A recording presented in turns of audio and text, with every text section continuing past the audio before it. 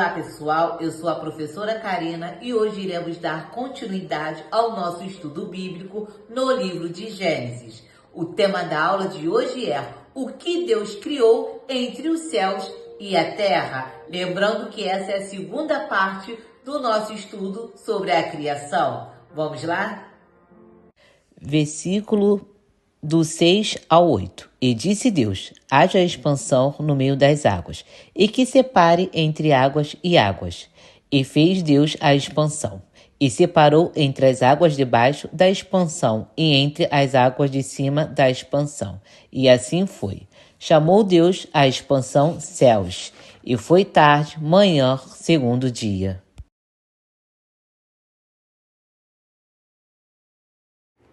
Para entendermos melhor, vamos recapitular os primeiros versículos a partir desta ilustração. O versículo 1 diz: no princípio, Deus criou os céus e a terra. Mas no versículo 2, a terra ainda não tinha forma, estava vazia, escura e totalmente coberta por água. Não havia ainda luz, terra firme ou céu como conhecemos. Era como um planeta coberto por um oceano profundo e escuro.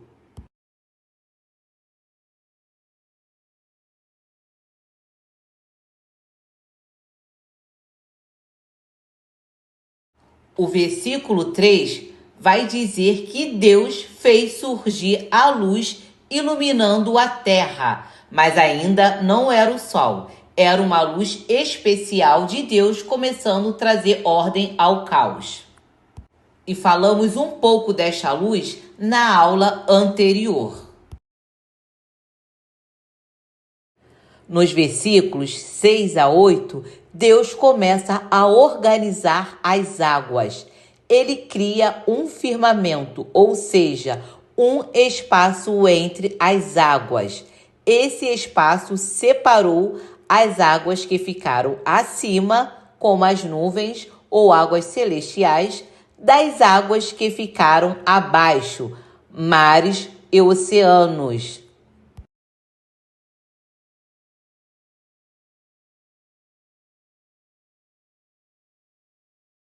E esse espaço que Deus criou chamou de céus, Shammai, que é o espaço acima da terra que observamos, seja durante o dia ou a noite. Mas você lembra da aula passada algo curioso sobre a palavra Shammai, céus? Que ela carrega em sua raiz a palavra Maim, que significa águas. Ou seja, Shammai pode ser entendido como as águas de lá ou águas do alto, o que está de acordo com o versículo. Águas que ficaram acima do firmamento, Shammai, e águas que ficaram abaixo do firmamento. Versículos do 9 ao 13. E disse Deus: junta-se as águas debaixo dos céus em um lugar, e se veja o elemento seco. E assim foi. E chamou Deus ao elemento seco terra, e a reunião das águas chamou mares. E viu Deus que era bom. E disse Deus: produza a terra ervagem, erva que dá semente, árvores de fruto, que dá fruto de sua espécie, cuja semente esteja nele sobre a terra. E foi assim.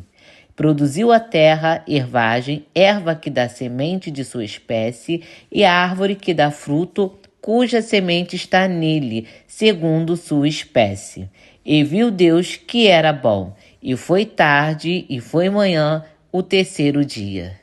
Após Deus separar as águas de cima das águas de baixo, com o aparecimento do firmamento, chamado os céus, as águas de baixo, ele faz o ajuntamento e chama de mares, e faz aparecer a porção seca, que dá um nome de terra. E agora a terra vai começar a gerar.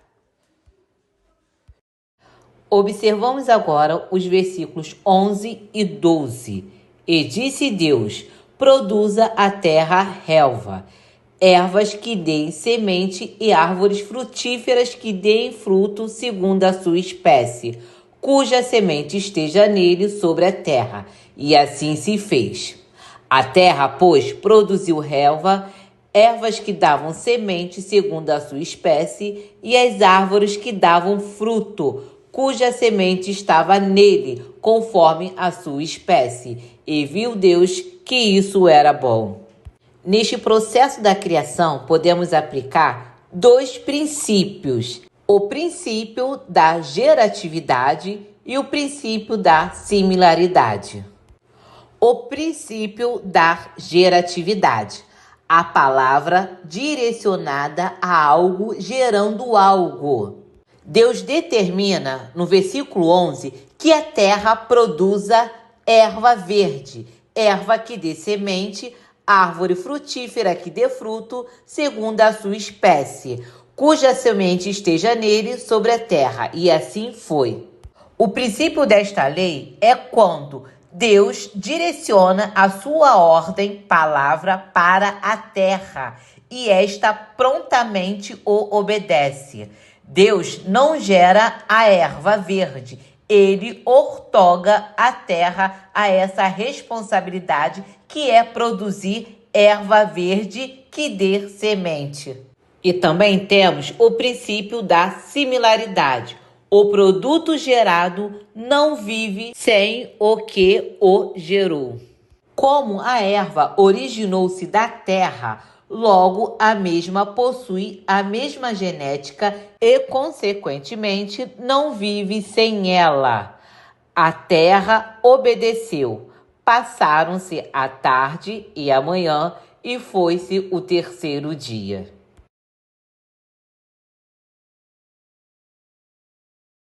O quarto dia da criação, a engenharia divina do universo. E disse Deus: sejam luzeiros na expansão dos céus para separar entre dia e entre noite, e sejam por sinais, por prazos e por dias e anos, e sejam por luzeiros na expansão dos céus para iluminar sobre a terra. E assim foi. E fez Deus os dois grandes luzeiros, o luzeiro maior para governar o dia e o luzeiro menor para governar a noite. E fez também as estrelas. E os colocou Deus na expansão dos céus para iluminar sobre a terra, e para governar no dia e na noite, e para separar entre a luz e entre a escuridão. E viu Deus que era bom. E foi tarde, e foi manhã, quarto dia. O que Deus criou no quarto dia? No quarto dia, Deus criou os meorotes, que chamamos de luzeiros, que vem da raiz or, que significa luz. O grande luzeiro para iluminar o dia, que é o sol, o pequeno luzeiro para iluminar a noite, a lua, e também as estrelas. A finalidade desses luzeiros são marcar o tempo, dia, estações e anos, iluminar a terra, separar a luz das trevas. Notem que a palavra estações em hebraico se chama moedim, e moedim não significa só primavera, verão e etc., mas também tem um sentido de tempo marcados, festa bíblica, as festas como o Pêssah, a Páscoa, Shavuot, o Pentecoste e a festa de Sukkot, que é tabernáculo, são chamados de moedim, tempos determinados por Deus. O quinto dia da criação, as vidas nas águas e as vidas nos céus. Do versículo 20 ao versículo 23. As águas, réptil de alma viva, e ave que voe sobre a terra, sobre a face da expansão dos céus. E criou Deus os grandes peixes e toda alma viva que se arrasta, que as águas produziram segundo a sua espécie, e toda ave segundo a sua espécie. E viu Deus que era bom, e abençoou-os Deus, dizendo: frutificai e multiplicai, e enchei as águas nos mares, e as aves se multipliquem na terra. E foi tarde, e foi manhã, quinto dia.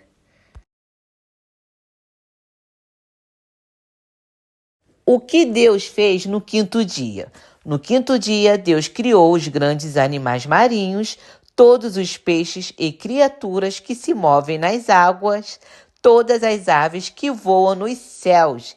E neste dia também ele deu a primeira bênção aos seres vivos: frutificai e multiplicai-vos. A vida começa a se movimentar e encher o mundo.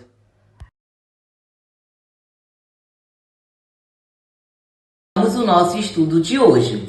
E se você gosta de conteúdo como este, então já deixa o seu like, se inscreva no canal, ative o sininho para a próxima aula. Shalom!